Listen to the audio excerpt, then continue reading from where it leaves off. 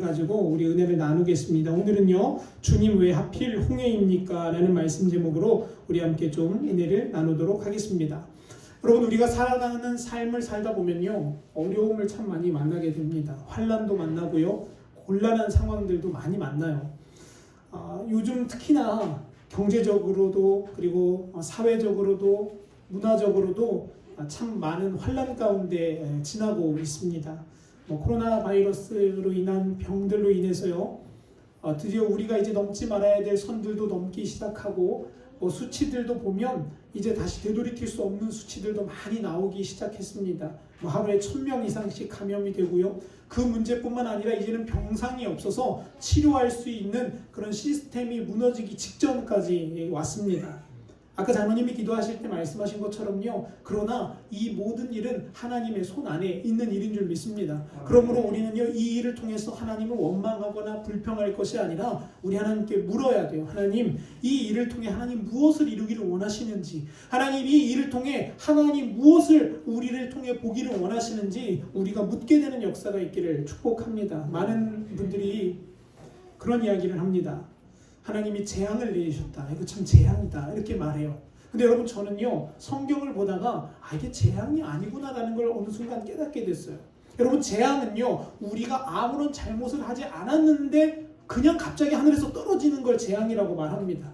근데 여러분, 우리가 무언가를 잘못하고 있는데 혼나는 건 뭐라고 말하냐면 대가라고 표현을 하죠. 여러분, 저는요, 지금 우리가 지내고 있는 이 상황을 보면서 두 가지의 생각을 합니다. 하나는 우리의 교회들이 하나님 앞에 바로 서지 못하고 물질주의로 우리의 마음이 하나님 이외에 다른 것들에 고정되었던 것들을 하나님이 아마 기질하시는 것 같아요. 여러분, 요즘 보면요, 재정들이 다 교회마다 무너졌다고 난리가 아닙니다. 몇십 프로, 예전에 비해 몇십 프로가 재정이 줄었다는 교회들도 많이 있어요. 교회 성도가 100명 나오던 교회가 30명, 40명 나오는 교회들도 많답니다. 여러분, 저는 그때 깨닫습니다. 하나님이 이 일을 통해 무언가 계획하고 있는 것이 있구나. 어떤 목사님이 이런 설교하셨어요. 지금은요, 기뻐할 때라고. 왜냐? 주님이 진짜와 가짜를 가려내시겠다라는 거예요. 사랑하는 성도 여러분 진짜 되는 역사가 있기를 축원합니다. 여러분, 이 일들을 통해서 여러분, 우리가 가라지로 분류되는 게 아니라 진짜 하나님이 주시는 알곡이 되는 역사가 있어야 한다는 거죠. 그 시각을 가지고 오늘 함께 나눌 말씀을 나누겠습니다. 여러분, 오늘 제가 제목을요, 주님 왜 하필 홍해입니까? 라고 정했습니다. 여러분, 오늘 읽은 본문 출애굽기 말씀은 여러분이 너무나도 잘 아시는 말씀이에요. 아마 교회 다니시면서 수십 번, 저 많이 들은 분들은 수백 번 들은 설교일 겁니다. 그러나 여러분, 성령께서 오늘 여러분에게 또 다르게 들려지는 역사가 있게 하실 줄 믿습니다. 여러분, 오늘 읽은 이 14장의 말씀은요, 이 이스라엘 백성들이 홍해를 건너는 사건 직전을 다루고 있는 모습입니다. 이스라엘 백성들을 치기 위해 뒤에서는 누가 쫓아오냐? 애굽의 군사들이 병거를 타고 쫓아옵니다. 근데 여러분, 놀라운 것은 하나님께서 모세를 통해 홍해를 가르시고 그곳에 이스라엘 백성은 통과하게 하시고 누구를 죽게 만드셨냐 하면 애굽의 군사들을 죽게 만드셨다는 거예요. 여러분, 이 장면을 잘 보면요, 마치 요한계시록을 보는 듯한 장면이 보여져요. 그럼 마지막 때가 되면 요한계시록에 어떤 말씀이 나오냐? 하나님이 택한 백성들과 적그리스도의 백성들이 마지막 전쟁이 일어난다고 말하는데, 그곳에서 누가 역사를 일으키시냐? 하나님의 역사를 통해서 하나님의 백성이 승리하게 한다고 주님 말씀하고 계세요. 근데 여러분, 출애굽기를 보면요, 그런 그림이 나와요. 하나님의 백성과 이 세상의 백성들이 충돌하고 우리가 이 세상 백성들 그리고 이 세상의 문화로부터 쫓겨갈 때에 하나님의 손길이 개입하셔서 하나님의 역사가 개입하셔서 하나님의 백성들이 승리하게 되는 기적들이 저와 여러분 가운데 있기를 간절히 축원합니다. 여러분, 오늘 읽은 본문을 그림으로 한번 보면 이런 그림입니다. 여러분, 오늘 읽은 본문이 그림에 이스라엘 백성들이 저렇게 뺑글 돌아서 어디를 가냐면 가나안을 들어가는 거예요. 여러분, 근데 여기서 한번 제가 질문을 드려볼게요. 사람이 머리가 똑똑한 사람은 여러분 저 길 말고 어느 길로 갈 것 같으십니까? 우리는요, 대부분 어떤 길을 선택할 거냐면 그냥 바다 따라서 그냥 쭉 해안가를 따라 올라가면 3일이면 가는 길이에요. 지름길이 있어요. 블레셋을 통과해서 가면 아주 빨라요. 하나님이 블레셋 사람들을 흔들어 놓으시면 그건 일도 아니죠. 근데 여러분, 성경은 뭐라고 말하냐면 출애굽기 13장 17절에서 이렇게 말씀하세요. 블레셋 사람의 땅의 길은 가까울지라도 하나님이 그들을 그 길로 인도하지 아니하셨다고 합니다. 그 이유가 뭐냐? 하나님의 백성들이 전쟁을 만나면 뭐 할까봐 그런다고요? 돌이켜서 무서워서 도망가게 될까봐 하나님이 미리 아시고 빠른 길로 가지 않고 무슨 길로 가게 하시느냐? 좋은 길, 가장 바른 길로 가게 하셨다라고 성경은 말합니다. 여러분, 이게 우리 신앙생활이에요. 우리가 생각하기는요, 문제를 만나면 하나님 이렇게 쫙 풀어주시면 아주 깔끔하고 좋을 텐데 라는 생각을 가져요. 근데 여러분, 하나님 그렇게 문제를 푸시지 않을 때가 더 많아요. 하나님의 방법대로 하나님의 뜻대로 푸시는 일이 더 많습니다. 그러면 우리 안에 무슨 생각 드냐 하면, 하나님, 아니 왜 그냥 이렇게 한 번에 가면 될 텐데 왜 돌고 돌아서 이렇게 도착하게 하시냐, 이런 불만과 원망이 우리 안에 때로는 생긴다라는 거예요. 근데 여러분 기억하십시오. 하나님이 주시는 게 가장 현명하고 좋은 길이라는 것을요. 만약에 블레셋 길로 가보십시오. 그랬다면 여러분, 이스라엘 백성 어떻게 됐어요? 그날로 오합지졸이 돼서 이리저리 뛰고 난리가 나서 다 흩어져 버렸을 거예요. 여러분, 왜 그러냐면요, 블레셋이라는 나라는요, 전쟁에 용맹했던 나라입니다. 그 나라는요, 그 나라에서 누가 나오냐, 골리앗이라는 장군이 나올 정도로 굉장히 전쟁에 뛰어났던 민족이 블레셋이에요. 근데 여러분, 이스라엘 사람들은 뭐 하는 사람들이었어요? 430년 동안 남의 밭일하고 집배 뒤치적거리하고 바느질했던 사람들이에요. 근데 어느 날 갑자기 끄집어내다가 맨날 전쟁만 했던 사람들이랑 싸움을 붙여놓으면 지겠습니까? 이기겠습니까? 당연히 지죠. 하나님은요, 그걸 다 알고 계셨어요. 그렇기 때문에 블레셋을 피해서 빙 돌게 하시는 거예요. 근데 여러분, 이것만이 하나님의 의도는 아니셨어요. 하나님이 우리에게 환난과 역경을 만나게 하는 또 다른 이유가 있다고 성경은 오늘 우리에게 말해주고 있습니다. 오늘 그것을 한 3가지 정도로 살펴보려고 합니다. 여러분, 왜 하나님은 이스라엘 백성을 끄집어내어서 마라를 만나게 하시고 굶게 하시고 목마르게 하시고 시내산에서 40일 동안 기다리게 하시고, 왜 하나님 그런 일을 우리를 통해, 이스라엘 백성을 통해 하시냐라는 거예요. 우리의 삶 속에 왜 환난과 역경이 오냐는 거죠. 첫 번째는요, 하나님이 그 일을 통해서 하나님을 찾도록 만들기 위해서라는 거예요. 여러분, 오늘 읽은 말씀 10절 후반절을 보세요. 바로가 가까이 올 때에 이스라엘 자손이 눈을 들어 본즉 애굽 사람들이 자기의 뒤에 왔다고 말합니다. 그런데 그때 이스라엘 백성들이 뭐 하기 시작해요? 두려워서 하나님께 기도하기 시작했다라고 말해요.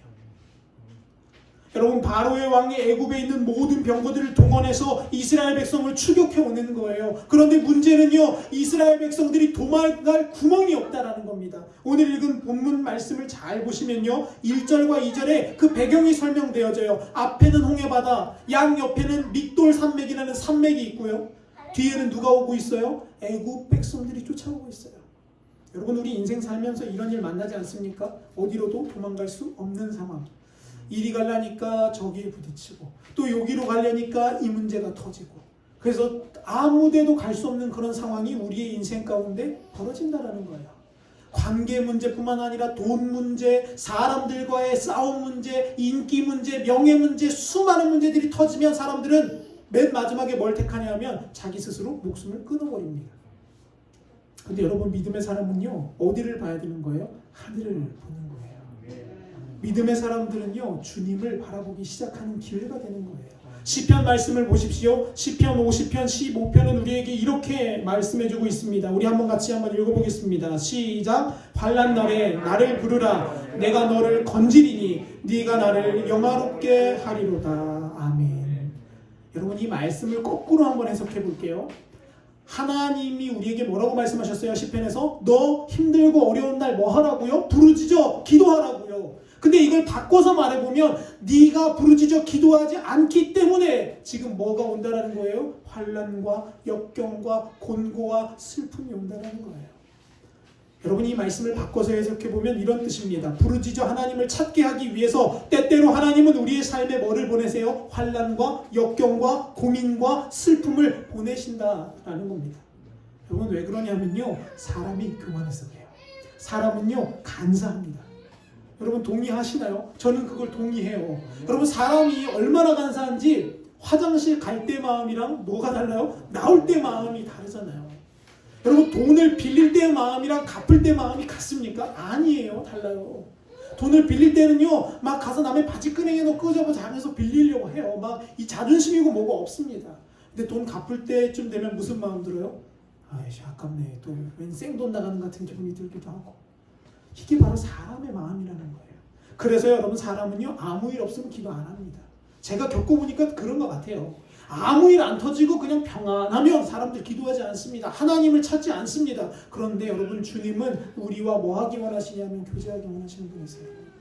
하나님은 우리와 대화하기를 원하시는 분이세요. 하나님은 우리와 마음을 나누기를 원하시는 분이시라는 거예요. 그래서 여러분 우리로 하여금 그 마음을 나눌 수 있도록 만들기 위해 때로는 우리를 앞이 보이지 않는 구덩이에 넣으시기도 하고요. 때로는 다니엘처럼 사자의 굴에 넣으시기도 한다는 거예요. 근데 여러분 기억하셔야 합니다. 그 일 가운데에 그 계획 가운데에 누가 역사하고 계시다라는 거예요? 하나님이 역사하고 계시다라는 겁니다. 여러분 야곱을 한번 생각해 보세요. 야곱은요 형한테 도망가서 외삼촌 라반의 집에서 부자가 되어서 돌아왔던 사람입니다. 이게 바로 야복강가에서 기도하는 장면이에요. 근데 놀라운 것은요 이 야곱이 부자가 돼서 돌아오려고 하는데 누가 쫓아온다라는 말이 들리냐 하면 형이 용사 100명을 데리고 자기를 맞으러 온다라는 거예요. 죽이려고 올까요? 살려주려고 올까요? 아마 대부분의 사람들이 야, 난 이제 무슨 목숨이다? 죽은 목숨이구나. 왜 그런가 하면요 야곱은 집에서 바느질하고 요리하는 거 좋아하는 사람이었어요. 근데 여러분 에서는 뭐 좋아하는 사람이에요? 들로 뛰어다니고 사냥하고 싸우고 전투하는 걸 좋아하는 사람이에요. 지금 무슨 말이냐면 용사였다는 거예요. 근데 그 사람이 개인적으로 길렀던 100명의 용사들을 데리고 자기 동생을 맞으러 오는 겁니다. 장자의 축복을 뺏어갔던 치사하고 비겁한 야비한 녀석을 죽이러 오는 거예요.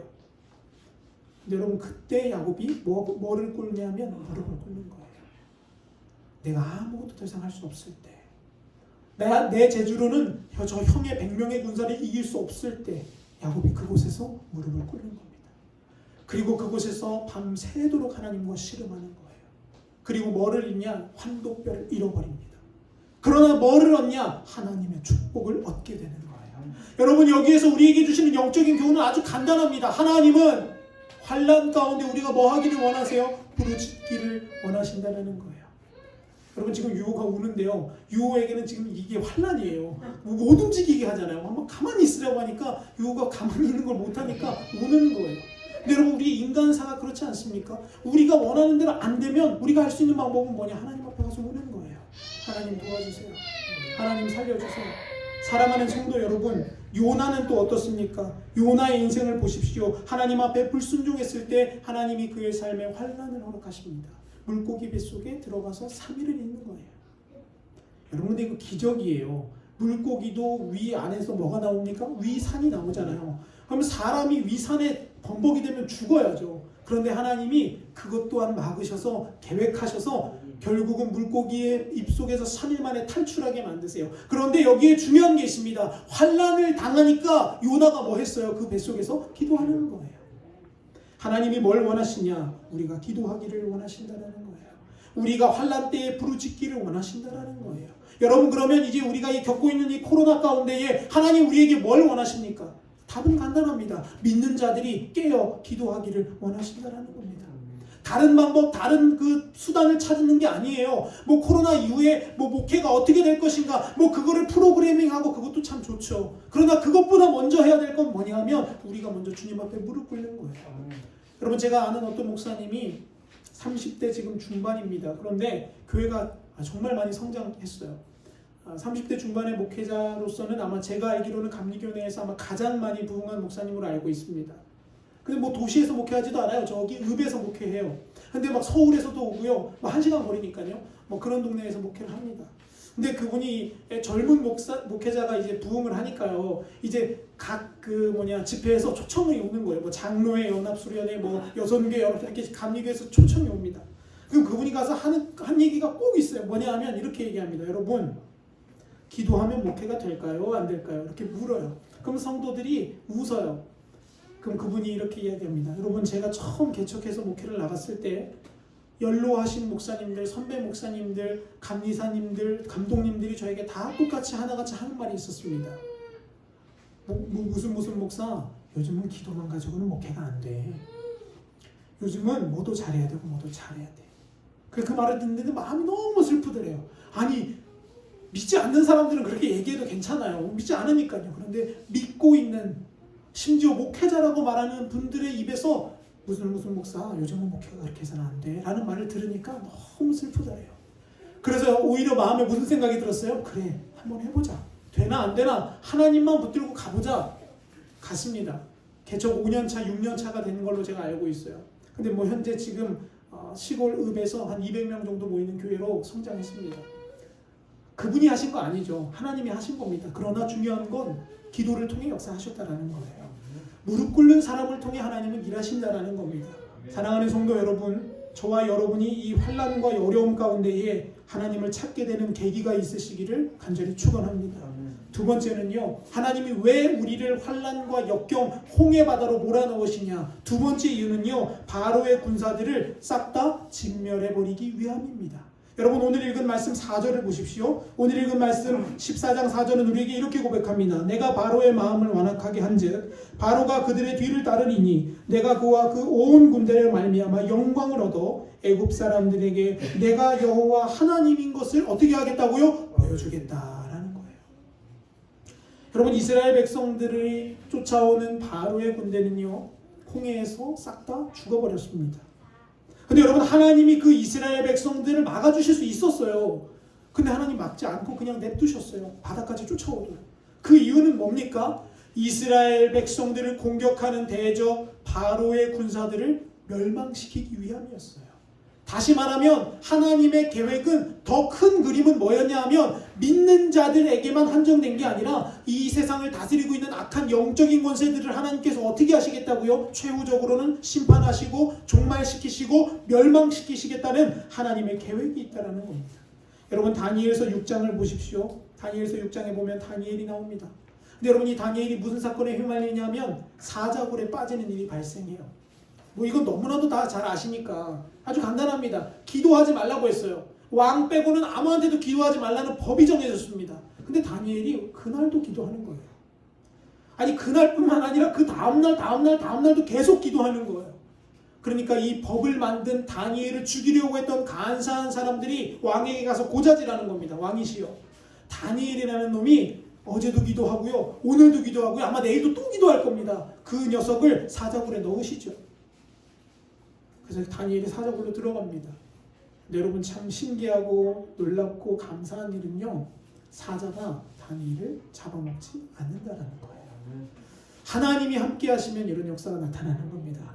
여러분, 상황을 보지 마세요. 상황은 사자가 당연히 사람을 먹는 게 맞는 상황이에요. 그런데 하나님의 역사가 있으면 그 상황도 하나님이 뒤바꾸시는 거예요. 여러분, 그러고 나서 결국 어떻게 되는지 아세요? 그 다음날 다니엘이 멀쩡히 살아서 나오고 그 사자에게는 누가 던져지냐면 다니엘을 대적했던 대적자들이 그곳에 떨어지게 되는 겁니다.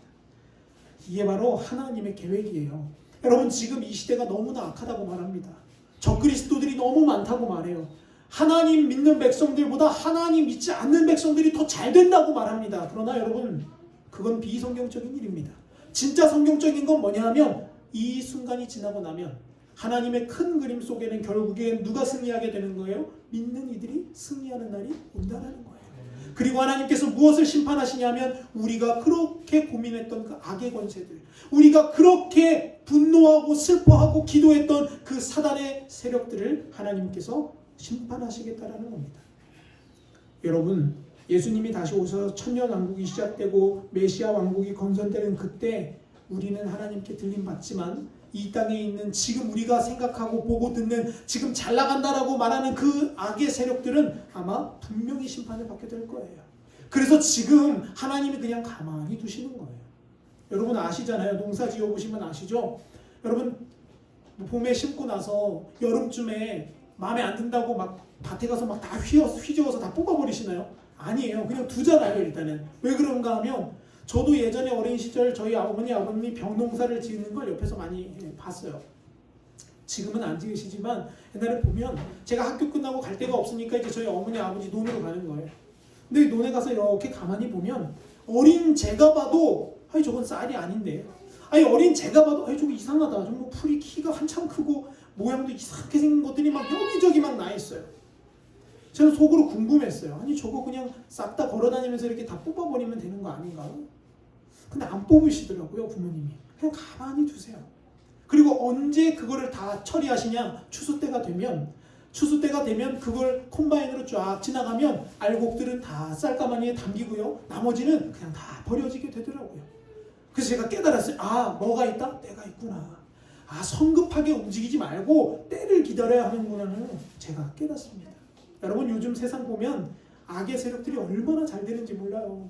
예수 안 믿는 사람들이 얼마나 부자가 되는지 모릅니다. 그럼 여러분, 예수 믿는 사람들은 뭐가 돌아요? 꼭지가 막 칙칙폭폭 돌죠. 아니, 예수도 안 믿는데 저 사람은 왜 이렇게 잘 되냐? 저 사람 사업은 뭐 하는 것마다 잘 되냐? 여러분, 걱정하지 마세요. 하나님이 분명히 결단하시고 심판하실 날이 있다라는 거예요. 여러분, 코로나로 인해서 사업이 많이들 망한다고 합니다. 문 닫는 가게들이 많아졌어요. 심지어 서울에 가보면요, 가게들 중에 4개, 10개 중에 4개는 이미 문을 닫았답니다. 근데 여러분, 이상하게 잘 되는 가게들이 있어요. 지금 이 코로나 가운데도 체인점을 늘리는 가게들이 있어요. 제가 그래서 저 가게는 왜 그렇게 잘 되나 한번 찾아봤습니다. 저 예를 들어 햄버거 집을 하나 제가 찾아봤어요. 여러분, 햄버거 가게 글이 이런 모양이잖아요. 대체적으로 저런 모양으로 햄버거 가게 브랜드가 표시됩니다. 뭐 버거킹, 뭐 맥도날드, 뭐 롯데리아, 뭐 이런 것들이 햄버거 가게예요. 근데 여러분, 요즘 저런 가게의 매출은 좀 떨어지고 있답니다. 근데 여러분, 어떤 가게가 지금 전국에 이제 체인점을 내기 시작하냐면 말하기도 참 무서운데, 여러분, 버거 이름이 666 버거예요. 여러분, 666이 무슨 숫자인지 아세요? 요한계시록 보면 짐승의 숫자, 뭐 사탄의 숫자라고도 하고요, 뭐 마귀의 숫자라고도 해요. 뭐 근데 숫자가 중요한 게 아니라 요즘 가게 이름을, 버거집 가게 이름이 뭐냐면 666 버거라는 버거가 생겨났어요. 그리고 이 가게가 전국에 체인점을 내기 시작해요. 코로나 시대인데도. 그 버거는요, 이렇게 생겼어요. 이게 버거집 모양이에요. 네, 보이시죠? 뿔 달린 마귀가 버거집이 사장이에요. 그래서 그 버거집 박스 케이스는 이렇게 생겼어요. 사탄이 그 버거집의 주인이라는 걸 인정하는 거예요. 그 안에 햄버거는요, 이렇게 구성되어져 있습니다. 근데 여러분, 이 햄버거 없어서 못 팔아요. 경기도 수원에서 하는 햄버거집이거든요. 수원에서 하나로 시작했는데 원래는 그냥 수제버거, 그냥 개인이 운영하는 버거집이었어요. 근데 666 버거로 이름을 바꾸고 마귀 캐릭터를 갖다 붙이고 장사를 다시 시작했습니다. 근데 여러분, 이제 어떻게 됐는지 아세요? 지금 전국에 체인점이 생기기 시작하고 있어요. 왜 잘 될까요? 왜 하나님과 전혀 관련 없는 자들이 승승장구할까요? 여러분, 오늘 이거 말씀 보면 우리 알 수 있지 않습니까? 하나님은요, 때를 기다리시는 거예요. 하나님은 하나님의 때를 지금 참고 기다리고 계시다는 거예요. 저는 기도합니다. 저 666 버거와 관련되어진, 그리고 저 마음속에 저것을 품고 있는 모든 사람들도 하나님께로 돌아왔으면 좋겠어요. 하나님의 마음 알았으면 좋겠습니다. 그런데 여러분, 그게 쉽지가 않더라고요. 또 여러분 잘 아시는 이 브랜드 혹시 아시나요? 커피집 브랜드예요. 스타벅스라는. 요즘 젊은이들이 도시에서는 밥은 김밥 사 먹고요, 커피는 스타벅스 커피집을 간다라고 우스갯소리를 할 정도로 젊은 여성과 젊은 사람들 사이에서 유명한 커피집입니다. 근데 여러분, 저 커피집 그림 안에 보면 웬 왕관을 쓴 여자 한 명이 있습니다.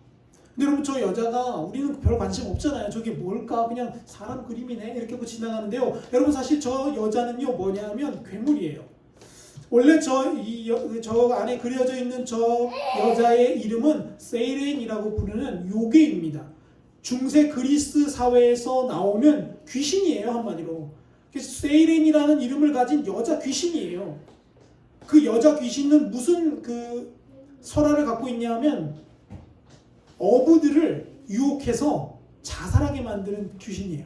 그 그리스 중세 시대 때 그런 설화가 있어요. 세이렌이라는 저 인어 모양을 한 여자가 바다에서 그 남정들, 즉 바단이라는 남자를 만나면 그 남자들을 유혹해서 바다로 뛰어들어서 자살하게 만드는 영이 있었다고 그 고대 시대에 기록되어져 있어요. 근데 그 세이렌이라는 이름을 누가 땄냐 하면 스타벅스라는 커피가 따왔어요. 그런데 여러분 놀라운 것은요, 스타벅스 커피가 없어서 못 팔아요. 없어서 못 팔아요. 여러분 놀라운 것은요, 저 커피집이 미국에서 시작됐는데 이제는 한국을 비롯해서 전 세계의 커피집이 퍼졌습니다. 여러분 우리가 보기에는요, 악한 세력들이 잘 되고 있는 것 같아요. 그러나 여러분 명심하셔야 될 것은요, 하나님이 반드시 때가 되면 하나님의 권능을 보여주실 거예요. 그렇기 때문에 우리는 기도하고 기다리고 더 인내하며 하나님의 뜻을 구해야 한다는 겁니다. 세 번째, 하나님이 왜 우리를 홍해로 앞으로, 왜 우리를 그 애국 백성에게 쫓기게 만드시냐? 세 번째 이유는요, 하나님의 능력을 보여주셔서 우리로 하여금 하나님을 경외하게 만들고자 하나님 그 일을 하신다는 겁니다. 여러분 홍해 사건을 보십시오. 애국 군대는 그 당시 세계 최고였습니다. 지금으로 말하면 미국 군대 정도 되는 거예요. 근데 그 애국 군대를 이스라엘 백성이 칼 하나 안 뽑고 이겼습니다.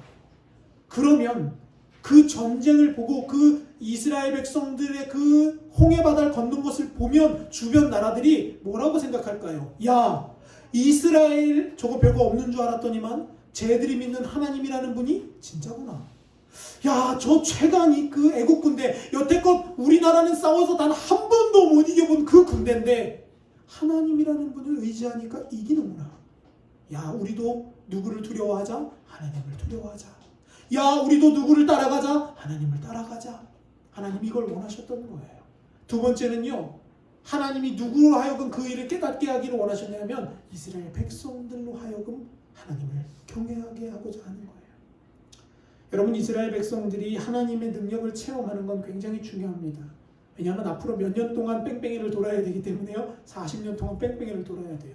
40년 동안 그 어려운 광야를 걸어가려면 흔들리지 않는 체험이 필요한 거예요. 그래서 반석에서 물이 나는 거예요. 그래서 하늘에서 만나가 내리는 거예요. 여러분 그러니까 저는 여러분들에게 꼭 부탁드리는 것은요, 신앙생활 할 때 체험이 반드시 있으셔야 합니다. 간증이 반드시 있으셔야 해요. 그래야지만 우리의 믿음이 흔들리지 않아요. 그냥 머리로만, 그냥 입으로만, 그냥 생각으로만 예수 믿으면 어려움이 오면 흔들립니다. 근데 여러분 기도해서 기적을 체험해 보세요. 그러면 흔들리지 않습니다. 제가 여러분 어린 시절 저희 아버지가 간경화로 돌아가시기 직전에 하나님이 저희의 기도를 통해 저희 아버지를 살리는 걸 보고 저는 그때 깨달았어요. 아, 하나님은 생명도 좌지우지 하실 수 있는 분이구나. 병원에서요, 여러분 장례 치르기 직전에 병원에서는 퇴원시키는 거 아시죠? 다 치료가 안 끝났는데 장례 치러야 되면 집으로 가라 그래요. 제가 6학년 때 강릉 아산병원에서 저희 아버지가 1달 반 동안 간경화로 치료를 받으셨습니다. 뭐 치료가 아니라 그냥 생명을 연장하는 수준이었어요. 여러분 그 간이 나빠지면요, 독소가 뇌를 공격합니다. 그래서 환각과 환청과 환시가 보입니다. 이게 무슨 말이냐면 보이지 않는 게 보이는 거예요. 들리지 않는 게 들리기 시작하는 거고요. 막 누군가 나를 막 죽이려 올 것처럼 막 도망가는 그런 상황이 되는 거예요. 저희 아버지가 그때 애짝 마르셔서 병원에 누우셨는데 여러분 참 비참하더라고요. 양쪽 손발을 침대에 묶어야 돼요. 그 이유가 뭐냐면 침대에 묶지 않으면 탈출하는 거예요. 누가 쫓아온다고 하고요, 막 뭐가 보인다고 막 그 주사바늘 막 다 뜯고 도망가려고 하는 거예요. 그래서 제가 6학년 때 13살 때 저희 아버지가 침대에 묶여져 있는 걸 제가 봤어요. 아, 마음이 참 미어지더라고요. 아, 이거 어떻게 하는 거 맞는 건가? 근데 여러분 저희 어머니가 그때 기도하자고 하셨어요. 방법이 없다. 이제는 뭐 집에 가도 뭐 할 방법이 없고 그냥 기도하자. 기도하셨고 저도 같이 기도했어요. 일주일이 지났습니다. 저희 어머니가 당당하게 우리 퇴원해서 집으로 가자고 하시더라고요. 그래서 저는 아, 이제 아버지 가시는구나 그 생각을 했어요. 근데 그게 아니라 나중에 돼서 제가 성인이 돼서 들었습니다. 어머니가 그렇게 말씀하셨던 이유는 하나님이 기도하는 가운데 환상 중에 아버지의 간을 깨끗하게 치료하신 걸 보고 나서 어머니는 믿음이 생기신 거였어요. 아, 하나님이 역사하시겠구나. 하나님이 치료하시겠구나. 그리고 여러분 정말로 퇴원해서 집으로 갔어요. 근데 놀라운 사실은요, 간경화 환자한테 약물을 뭘 썼냐 하면 폐결핵 환자들이 쓰는 약물을 썼어요. 이상하죠. 간경화에 걸렸는데 폐결핵에 걸린 사람 약을 마지막으로 한번 써보자고. 이거 혹시 되면 그 복막에 차는 그 염증을 막을 수 있을지도 모른다고 썼는데, 여러분 놀라운 건 폐결핵에 쓰는 그 염증약이 간경화 환자의 복막에 차는 복수를 막았어요.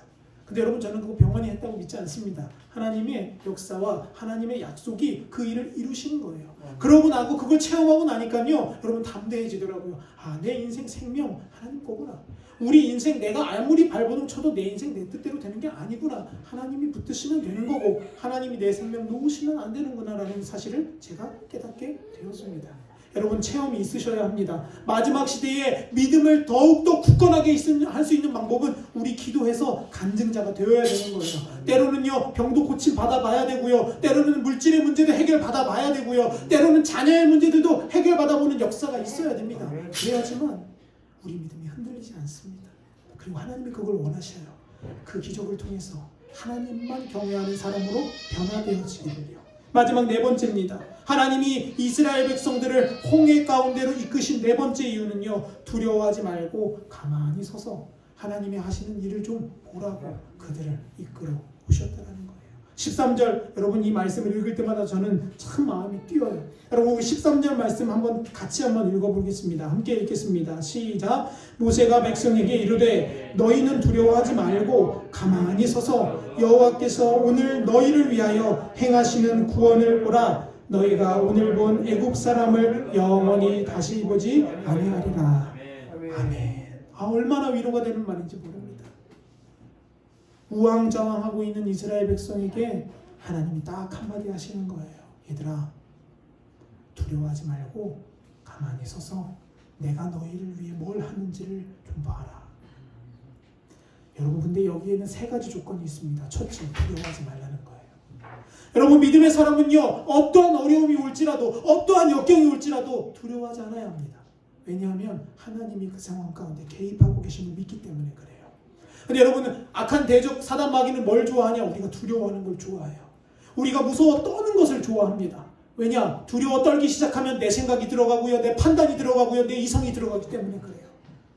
근데 여러분, 성경은 우리에게 뭐라고 말하냐? 빌립보서 4장 6절에서 바울은 이렇게 고백합니다. 아무것도 염려하지 말고 오직 모든 일에 기도와 간구로 너희의 구할 것을 감사함으로 하나님께 아뢰라. 그러면 모든 지각에 뛰어나신 하나님이 너희의 필요를 채우실 거고 너희의 인생을 도우실 거고 너희의 삶을 붙드실 거다라고 말씀하시는 거예요. 사랑하는 성도 여러분, 여러분 가운데 지금 홍해와 같은 사건이 벌어지고 계십니까? 두려워하지 마시기를 축원합니다. 여러분, 하나님의 말씀이 두려워하지 말라고 하셨으니 두려움을 벗어버리시기를 간절히 바랍니다. 그리고 여러분, 두려움 다음의 단계는 뭐냐면, 저는 이게 진짜 중요하다고 생각해요. 가만히 서 있어야 되는 거예요. 가만히. 목사님, 그거만큼 쉬운 게 어디 있어요? 가만히 있는 거 제일 쉽죠? 아니요. 여러분, 이게 제일 어려운 거예요. 여러분, 사람은요, 어떠한 일이 터지면 가만히 못 있습니다.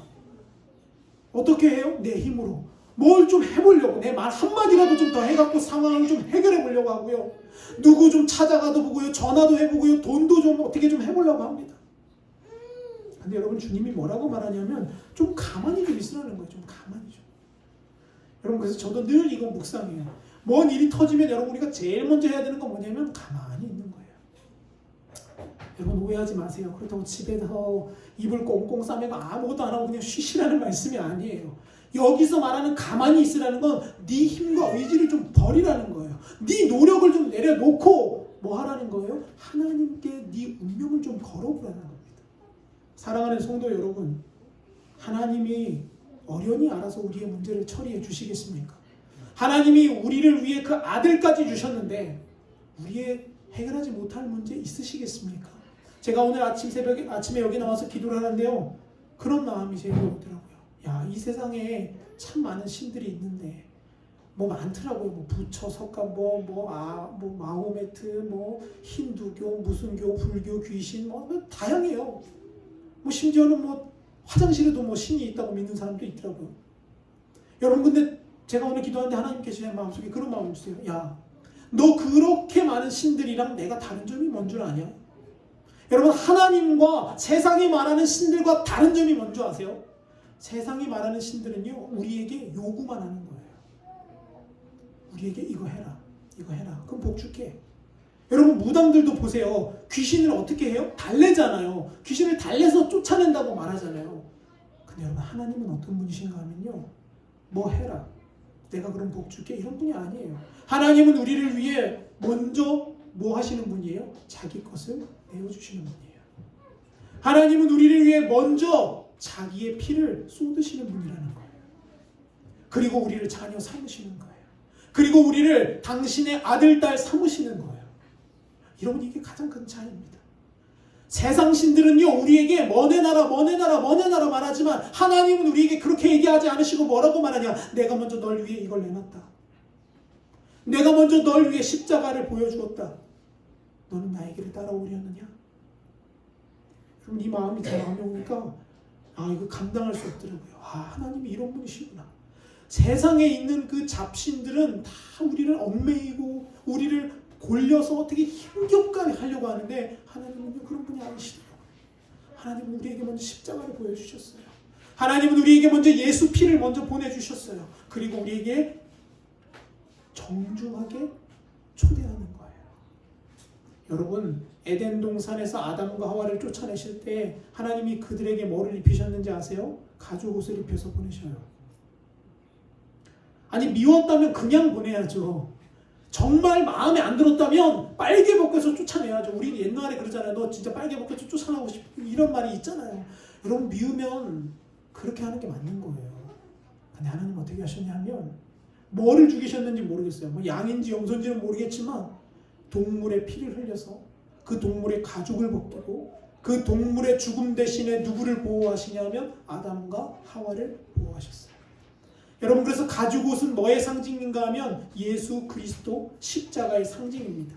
하나님이 우리 가운데 이렇게 하셨어요. 그래서 우리에게 권면하시는 거예요. 얘들아, 좀 가만히 서서 내가 하는 일을 좀 봐라. 내가 무엇을 하는지 좀 느끼고 깨닫고 너희의 삶 가운데에 이것을 붙잡아라 라고요. 여러분, 하나님이 역사하시도록 기다리는 것도 믿음입니다. 여러분 가운데 이 믿음이 있게 되시기를 축원합니다. 마지막, 그리고 세 번째는요, 하나님이 뭐라고 말씀하시냐? 여호와께서 행하시는 구원을 뭐 하라고요? 보라는 거예요.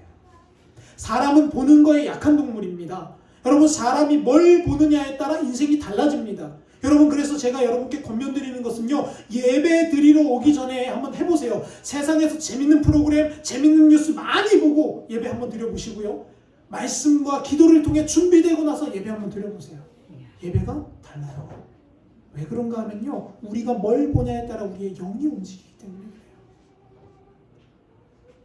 근데 여러분, 주님 우리에게 뭐라고 말씀하시냐 하면 환난을 보지 말고 네 뒤에 쫓아오는 애굽 군대를 보지 말고 네 양옆에 서 있는 믹돌 산맥을 보지 말고 뭘 보라는 거예요? 나 여호와 하나님을 바라보라.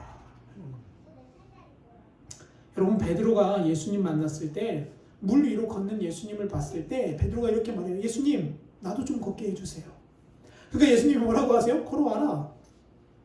베드로가 예수님의 말씀만 듣고 예수님만 보고 걸어갔을 때는 물 위를 걸어갑니다. 근데 한 두세 발자국쯤 갔을까요? 뭐가 보이는 거예요? 양옆에서 치는 파도가 보이기 시작하는 겁니다. 바람이 소리가 들리기 시작하는 겁니다. 그러니까 곧바로 베드로의 발이 어떻게 됩니까? 물속으로 빠져가는 겁니다. 그러니까 예수님이 뭐라고 말씀하세요? 믿음이 적은 자야. 여러분, 역사는 믿음을 통해 일어나는 거예요. 베드로가 몸이 가벼워서 걸었겠습니까? 아니에요. 베드로가 누구를 바라보는 거예요? 예수님을 바라보는 거예요. 환경과 상황이 아니라 예수님을 바라볼 때는 환경과 상황을 돌파할 힘이 생기는 거예요. 그런데 예수님을 안 바라보고 환경을 바라보고 내 환난을 바라보면 넘어지는 거예요. 여러분, 마지막 때가 다가올수록 우리는 하나님을 바라봐야 합니다. 홍해 바다를 가르시고 이스라엘 백성을 환난에서 구원하신 하나님이 장차 하늘을 가르시고 택하신 백성을 환난 가운데 구원하실 거예요. 그러므로 여러분, 우리는 깨어 있어야 합니다. 주님이 언제 오실지 우리가 알 수 없기 때문에 그래요. 말씀을 정리합니다. 여러분, 주님이 왜 우리 앞에 하필 홍해를 보내셨을까요? 왜 우리 앞에 하필 홍해가 나타나게 하셨을까요? 여러분, 오늘 말씀을 통해 그 해답이 여러분 가운데 있기를 축원합니다. 우리를 부르짖게 하기 위해서예요. 두 번째는요, 우리를 괴롭히고 우리를 힘겹게 하는 결국 대적들을 무너뜨리기 위해서고요. 세 번째는요, 하나님이 하나님 되신다는 걸 보여주기 위해신 거예요. 그리고 마지막 네 번째는요, 얘들아, 제발 좀 두려워하지 말고 좀 가만히 서서 상황과 환경을 보지 말고 나 여호와 하나님만 좀 바라봐라. 우리에게 그 말씀을 주시고자 저와 여러분을 광야로 이끄시고 홍해로 이끄시고 때로는 산맥 사이로 걷게 하시고 때로는 불기둥과 구름기둥으로 보호하시기도 한다는 사실입니다. 말씀을 정리합니다. 사랑하는 성도 여러분, 시대가 점점 어려워집니다. 믿음 생활하기 점점 어려워질 거예요. 이제 예배드리면 영창 가는 날이 아마 곧 얼마 남지 않았을 정도로 시대가 급박하게 변하고 있어요. 그러나 여러분, 상황과 환경을 보지 마십시오. 상황과 환경은 우리를 얽매일 수 없습니다. 믿음의 사람은요, 하나님을 바라보는 사람이에요. 여러분, 주기철 목사님, 손양원 목사님이 하나님 그렇게 잘 믿었는데 하나님이 좀 살려주지 왜 안 살려주셨을까요? 주님이 말씀하세요. 가장 첫 번째 부활에 참여하는 자의 영광을 누구에게 주겠다고요? 순교자에게 주겠다고요. 여러분, 이게 가장 복된 일이에요. 그러니까 하나님은 그 일을 막지 않으시는 거예요. 여러분, 순교요 내 힘으로 못합니다. 제가 늘 꿈꾸는 게 뭐냐면요, 하나님 저 나중에 진짜 순교할 상황 오면 저 순교할 수 있는 믿음 주세요. 제가 아무리 그렇게 다짐해도 그거 제 힘으로 못해요. 성령이 제 안에 오셔서 저에게 그 용기를 주시고 저에게 그 상황을 이길 믿음을 주셔야 하는 거지, 제가 순교하겠다고 하겠습니까? 여러분도 마찬가지입니다. 여러분, 어느 순간이 오면 분명히 우리 믿음의 어려움에 봉착할 날이 옵니다. 그런데 그때 여러분, 진짜와 가짜를 구별하는 그때에 저와 여러분이 진짜가 되기를 간절히 소망합니다. 이제 아마 그 테스트에 들어가신 것 같아요. 아마 이제 더 큰 일들이 일어나면 일어났지 더 약한 일들은 아마 없을 겁니다. 그러나 흔들리지 마십시오. 홍해 바다는 주님이 가르시는 겁니다. 애굽 사람들은 주님이 수장시키시는 거고요. 그 역사는 주님의 손에 달려있는 거예요. 그러므로 저와 여러분이 날마다 깨어 기도하고 날마다 주님을 붙들고 승리하는 인생이 다 되시기를 간절히 축원합니다. 우리 함께 찬양